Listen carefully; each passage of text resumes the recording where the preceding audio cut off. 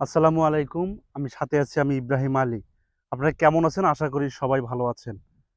আমি আজকে আসছি একটা জায়গায়, এখানে আমরা ভিডিও করতে আসছিলাম। তবে এসে দেখলাম যে আপনাদের এই যে মেহগনি গাছ, এটার সম্পর্কে আপনারা অনেকে জানেন। এই যে গাছগুলো দেখছেন, এই গাছগুলো কিন্তু দেখতে যেমন, এর কাঠও কিন্তু প্রচুর শক্তিশালী। আমাদের দৈনন্দিন জীবনে যে বিভিন্ন ধরনের কাঠের যে জিনিসপত্রগুলো আমরা তৈরি করি, সেগুলোতে এই কাঠের সবচেয়ে অবদান বেশি আমি মনে করি। কারণ এই যে গাছগুলো দেখছেন, এই যে মেহগনি কাঠ, এই কাঠগুলোতে যদি আমরা কোনো কিছু তৈরি করি, এগুলা দীর্ঘস্থায়ী হয়। অনেকদিন অ্যা থাকে সে জিনিসগুলো, এবং কোনো পোকা বা কাঠ কখনো নষ্ট করতে পারে না।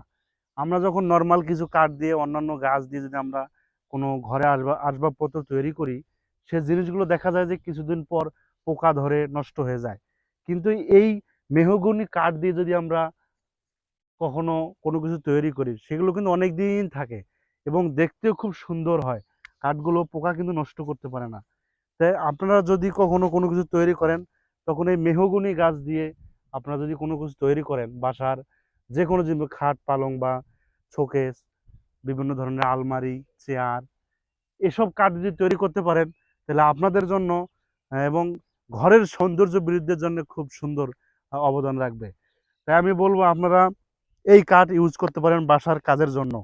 আমরা যেমন এই গাছগুলো এখানে দেখতে আসছি কাজ, এবং গাছগুলো যদি ভালো হয় এবং বড় হবে যখন আরেকটু, তখন আমরা কাটবো, কাইটে বাসার বিভিন্ন ধরনের জিনিস তৈরি করব। ভিডিও যদি ভালো লাগে থাকে একটা লাইক দিবেন, এবং আমার চ্যানেলে যারা নতুন হয়ে এসেছেন অবশ্যই সাবস্ক্রাইব করে দিবেন। আপনাদের সহযোগিতা পেলে সামনে আমি আরো এগিয়ে যেতে পারবো। আপনাদের সহযোগিতা একান্তভাবে কাম্য।